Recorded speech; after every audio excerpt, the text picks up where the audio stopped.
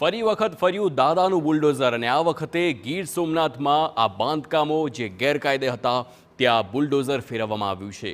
સોમનાથ મંદિર પાછળની સરકારી જમીન પર દબાણો દૂર કરવામાં આવ્યા અને સોમનાથ ટ્રસ્ટની જમીન પર કરાયેલા દબાણો પર ફરી વળ્યું છે દાદાનું બુલડોઝર।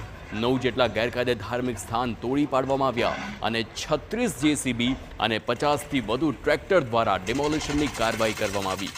અંદાજિત 320 કરોડની કિંમતની 102 એકર જમીન મુક્ત કરવામાં આવી।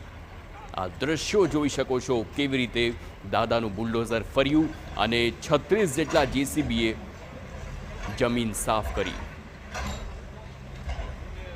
આજ સવારે 5:30 થી આ જગ્યા ઉપર જે દબાણો હતા 9 જેટલા ધાર્મિક દબાણો હતા અને 45 જેટલા મુસાફરખાના અને એવા પાકા સ્ટ્રક્ચર હતા એનું અમે દબાણ ખુલ્લું કરાવેલ છે। આ દબાણદારોને અમે 20 દિવસ પહેલાં અમારા એસડીએમ એલઆરસી 202 નીચે અધિકૃત રીતે નોટિસ પણ આપેલી ખાલી કરવાની। અમે મેક્સિમમ પોલીસ ફોર્સ આમાં યુઝ કરેલો છે, અરાઉન્ડ 1400 જેટલી પોલીસ છે। એ સિવાય હોમગાર્ડ, જીઆરડી, એસઆરપી પણ છે અમારી પાસે, કારણ કે આખો બહુ મોટો એરિયા છે જેમાં ડિમોલિશન કરવાનું હતું, એટલે આખો એરિયા અમારે કોર્ડન કરવો જરૂરી હતો, પ્લસ એના એન્ટ્રી એક્ઝિટ પોઈન્ટ સીલ કરવાના હતા। આમાં ડિસ્ટ્રિક્ટની જેટલી પણ એન્ટ્રી એક્ઝિટ પોઈન્ટ છે એ પણ અત્યારે સીલ કરેલા છે। ગીર સોમનાથમાં ડિમોલિશન કરવામાં આવ્યું છે, જ્યાં હિન્દુ સંગઠનોએ ડિમોલિશનની કામગીરીને બિરદાવી છે। સામાજિક કાર્યકર મંગેશ દેસાઈએ રાજ્ય સરકારની કામગીરીને આવકારી છે। કોઈ પણ ધર્મના ગેરકાયદે બાંધકામો દૂર થવા જ જોઈએ। હાઈવે, રેલવે સ્ટેશન, બ્રિજ પર ગેરકાયદે બાંધકામો છે અને લોકોએ સરકારી જમીન પર કબજો કર્યો છે તે દૂર કરવો જોઈએ તેમ જણાવ્યું છે। તો આ કામગીરી નિરંતર ચાલુ રહે તે જરૂરી છે। સરકાર આવા દબાણો દૂર કરવા ખાસ ટીમ તૈયાર કરવી જોઈએ તેમ પણ નિવેદન આપ્યું છે।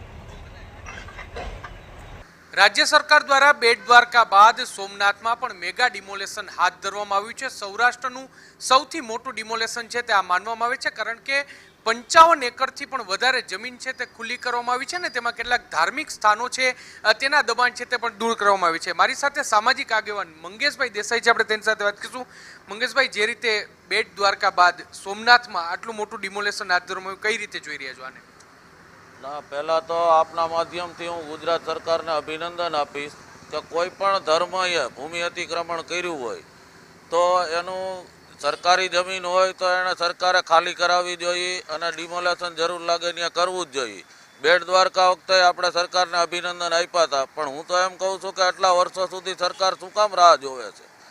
ખરેખર ભૂમિ અતિક્રમણ થવા જ ન દેવું જોઈએ, જે તે અધિકારીઓની જવાબદારી ફિક્સ કરવી જોઈએ। અને આપણે જોઈએ છીએ જ્યાં ત્યાં હાઈવે ઉપર કે રેલવે સ્ટેશનમાં કે મોટા મંદિરોની આજુબાજુમાં જ્યાં સરકારી જમીન હોય છે ત્યાં ચોક્કસ ધર્મના લોકો પીરને, મજારને, દરગાહને બનાવી નાખે છે, તો ત્યારે તંત્રનું ધ્યાન કેમ નથી જતું?